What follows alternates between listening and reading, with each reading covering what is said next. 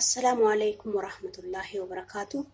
Hadda akkamitti geemaati akka dalagannu laallaa geemaati dalaguu fi hadda hanga dhumaa na wajjin tura.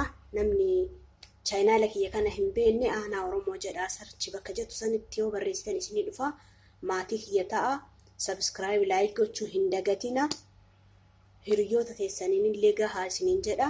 Hanga dhumaatti viidiyoo kana laalaa na faana tura. Hanga dhumaatti hagaan dalagee jirutti jechuudha. Akkamitti akka dalagnu akkam akka ta'e waa hundaayyuu walumaan ilaallaa. Haga dhumaatti na waliin tura. Amma viidiyoon keenya jalqabee jira. Jalqabarra maal itti buufanna? Kaameraa shoorba maankiyaa tokko itti goone. Daakuun kiyya tokkoo fi walakkaadha. Burcuqqoo kana tokkoof walakkaa waan godheef daakuu isin dammoo haga barbaadan itti buustan daakuu keessanii akka maxanii keessaniitti jechuudha. Akka isin dalaguu barbaadanitti anadhaaf garuu xiqqoo dalaguu waan barbaadeef kaameraa maankiyaa shoorbaa tokkocha itti buusa. Soogidda xiqqishuu nu barbaachisa. Soogidda xiqqoo nu barbaachisa. Soogidda agattii tana itti buusnaa jechuudha.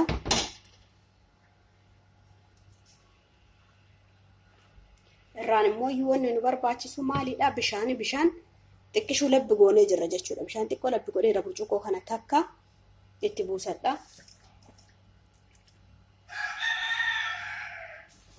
Jalqaba isa kana waliin kuraa jechuudha. Kaameraa bishaanii waliin kuraa. Bismillah.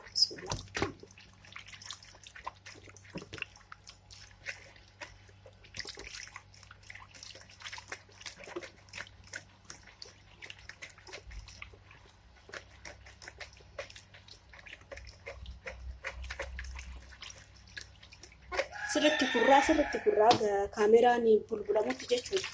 Kaameraan hanga bishaan ta'u sirriitti kurraa kanatti.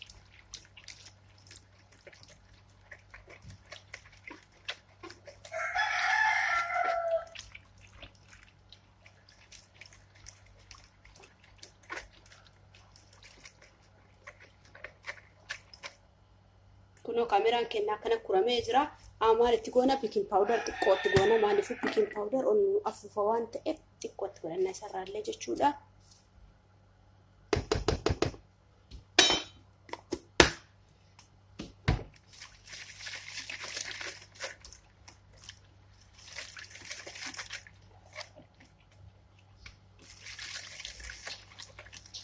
Amarraa maal itti buusnaa? Zayitii agattii tana itti buufanna. Hunda isaatu walitti kurraa jechuudha. Walitti sirriitti waliin geenne wali akka furatutti walitti kurraa. Irraan maal itti buufannaa? Amma daakuu keenya itti buufannaa gubbaa irraan jechuudha. Daakuu itti buusna. Daakuu burcuqqoo tokkoof walakkaa godheen isin haga barbaadan itti buufachuu hin dandeettanii.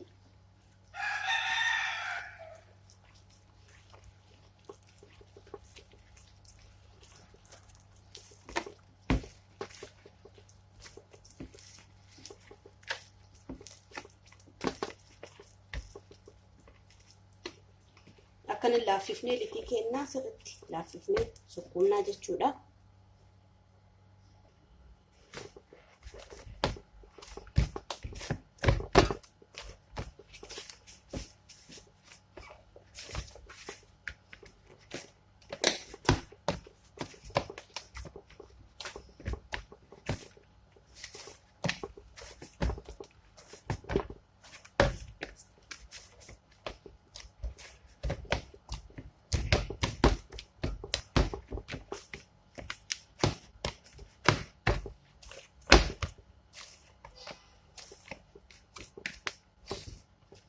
Akkana sirriitti sukkuumnee jechuudha. Daqiiqaa 15 ukkaamsinee bakka akka qilleensi hin seennetti akka inni daddafee ol nuuf jedhutti jechuudha. Daqiiqaa 15 tursiisna. Sanii olitti tursiisnu maaliif nu jalaa bada. Kunoo haala kanaan bareechisee sukkuumadhee jira. Amma daqiiqaa 15 tursiisna. Achiin booda hin tolchinaa jechuudha. Akkam akka ta'e hin laallaa. Inshaallah. Laafee jira argitanii akkuma argitan kana litiin sirriitti laafee jira. Bareeda ta'e.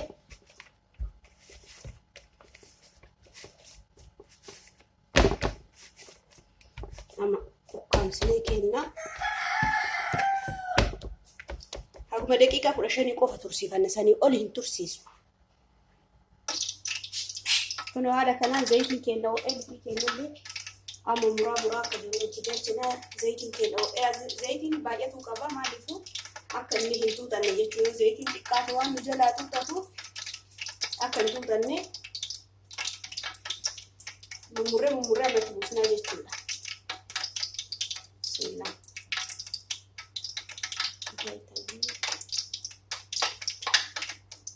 Xiqqoo ammallee ho'a barbaachisa nooqine.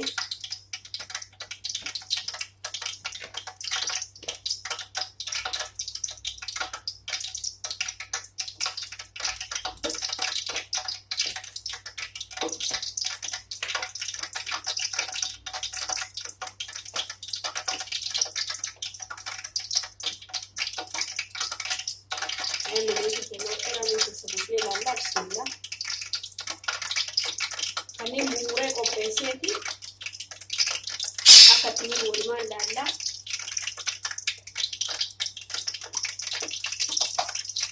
Inoo inni xiqqoo hin hafaa.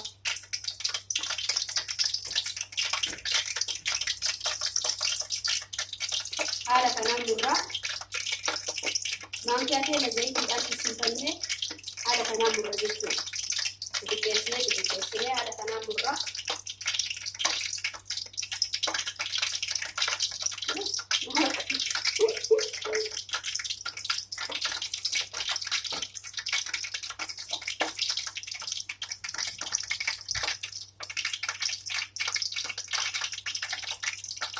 Namni yeroo akkasii muka kanaa yaaduu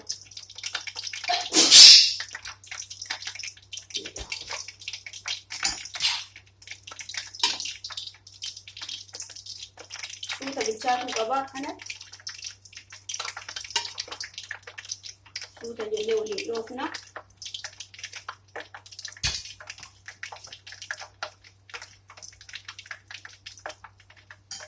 Tursiisuu hin qabnu dafnee muruu qabna. Akka muruun wal qixxaa'ee bilchaatutti.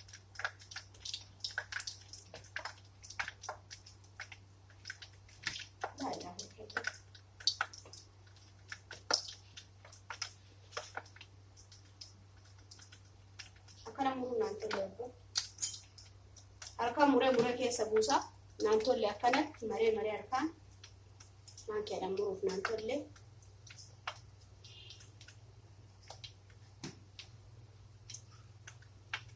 Isin maankiyaallee muruu dandeettanii garuu akkana harkaan haadha boolee keessa buusaa jechuudha.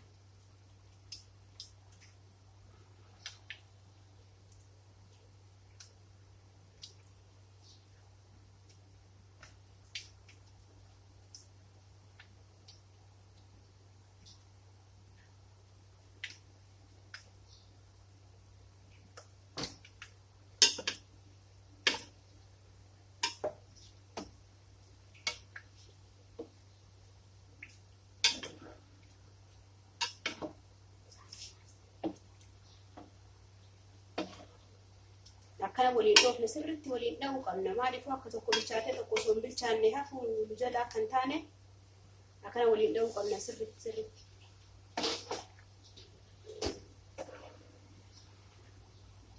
Harka irraa deeffatuu hin qabnu.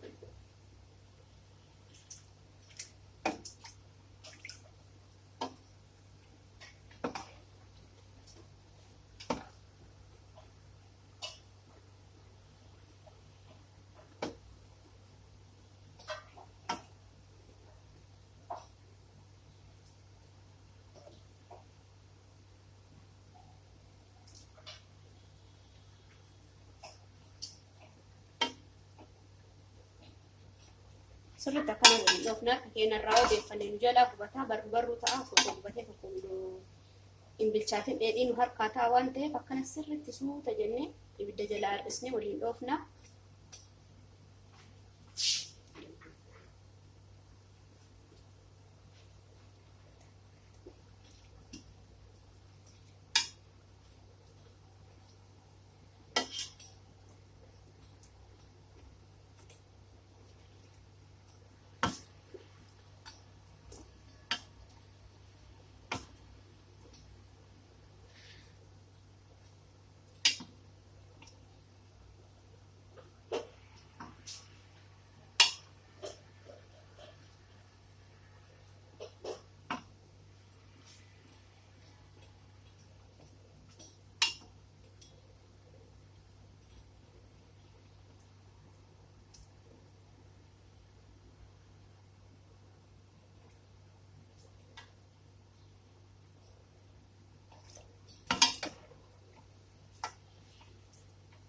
Kun gahee haala kanaan nu bareedee bilchaatee jira. Hayyaa kanarraa kan biraatti guurra.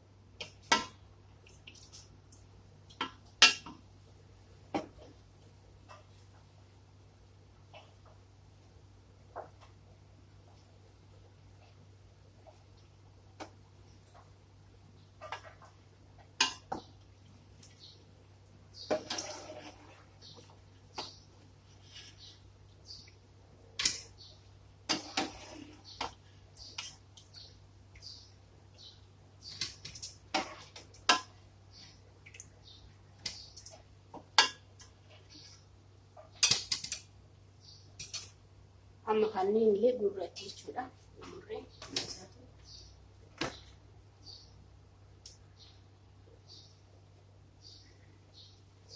ammaan kiyaadhaan immoo akkanatti gurra.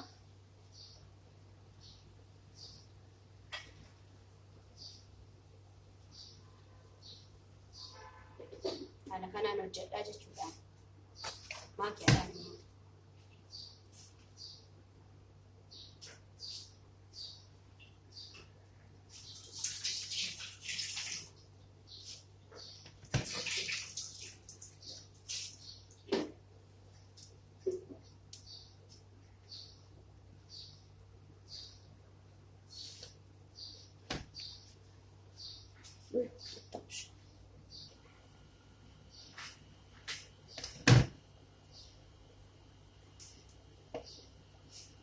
haala kanaatti xiqqeessina akkana irraa ammaan kiyaadhaan immoo akkuma kiyyaan.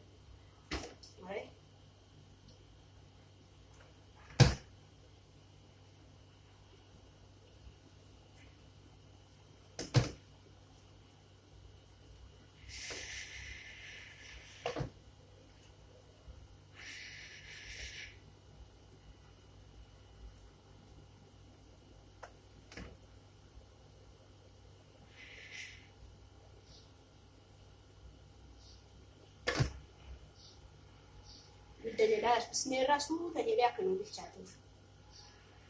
Ankillee killee fi sukkaara ittiin goone maaliifuu nama sukkaara illee hin barbaanne jira waan ta'eef akkanatti duwwaa isaa barbaadanii gubbaarraan sukkaarri hojjetameef jira kan itti bu'u. Saniif jecha sukkaara kaan ittiin daballe jalqaba jechuudha.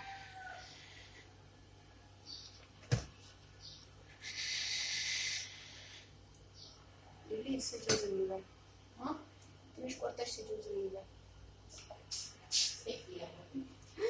ليلة ورا شيء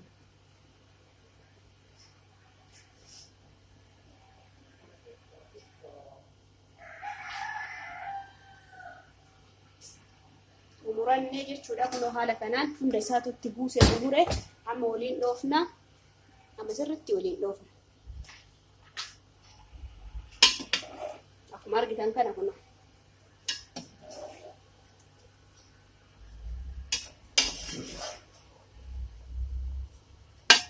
sirriitti waliin dhoofnaan marga irraan deeffanne.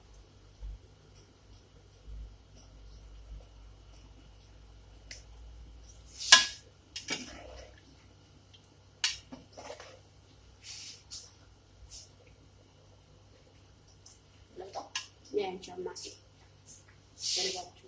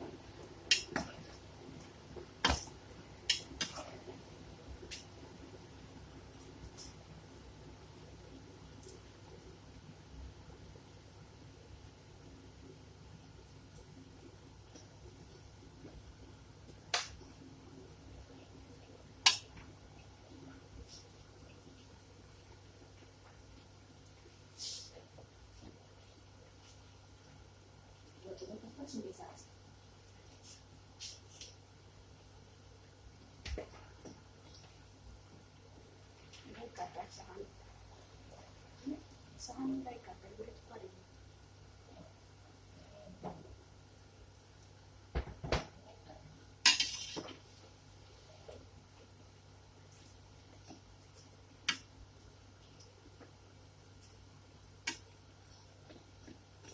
Argitanii kun akkana waliin dhoofna cadhisnee jechuudha. Ganni wal fakkaatee nu bilchaatu akkanuma cadhisnee waliin dhoofna. Ibidda jalaa harkistan zayitii isinii himee ibidda jalaa harkistan sirriitti maaliif isin jalaa gubata waan ta'eef hin bilchaatu. Zayitiin dammoo akkanatti baadhatuu qaba yoo san isin jalaa hin xuuxatu zayitii. Amma kun zayitiin garaa keessa gad seenee hin jiru. Maaliifuu zayitiin guddaa waan ta'eef jechuudha.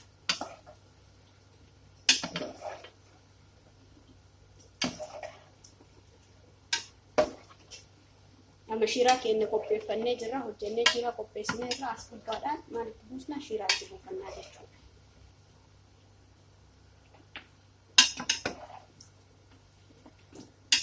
Kunoo haala kanaan hojjennee geessinee akkuma argitan kana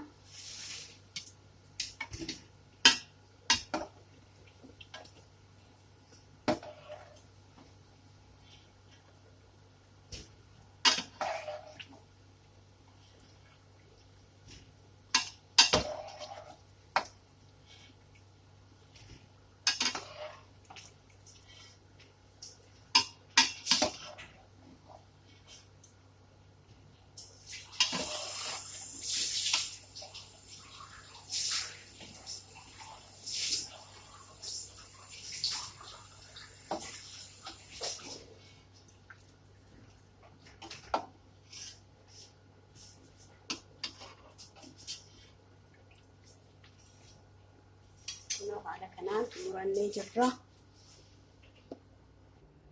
Kunoo geemaatii keenya haala kanaan xumurree dalagnee jechuudha.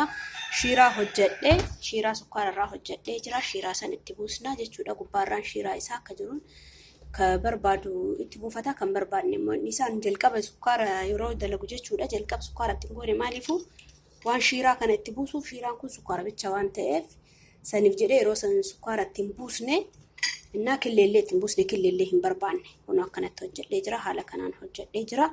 Akkuma argitan kana jechuudha. Kun haala das nama jedhu nama tokkocha cabsee isin agarsiisa keessa isaayyuu akka laaltan jechuudha. Kun akka argitan kana keessa isaallee kun zayitiin keessa hin seenne jechuudha. Argitanii zayitii itti baay'isne keessa hin seenu. Zayitiilleen haala kanaan bareedee nu gahee jira jechuudha. Kun geemaatiin keenya akkanatti nu bareedee dalagamee jira. Haa dalagnu amma gizeen ramadaanallee yeroo ramadaanaa waa hedduutu dalagama waan ta'eef saambusaa uumamullee dalagee isinii gadhiisa viidiyoo. Haga viidiyoo biraatiin walitti deebinutti subscribe gochuu hin dagatina, maatii kiyya ta'a. Maaliif viidiyoon ani gadhiisu hundi isaa akka dafee isin bira ga'u jechuudha. Viidiyoon haarofni bakka YouTube keessa deemtanii bakka search jedhu sanitti aanaa Oromoo jettanii yoo barreessitan isinii dhufa. Viidiyoo hedduu isaa akka dalagee gadhiisitu jira. Viidiyoo san achirraa argachuu hin dandeettanii. Waa hedduu isinii gadhiisa. Share gochuu hin dagatina, like comment gochuu hin dagatina isin jedha. Assalaamu alaykum warahmatullahi wabarakatuh.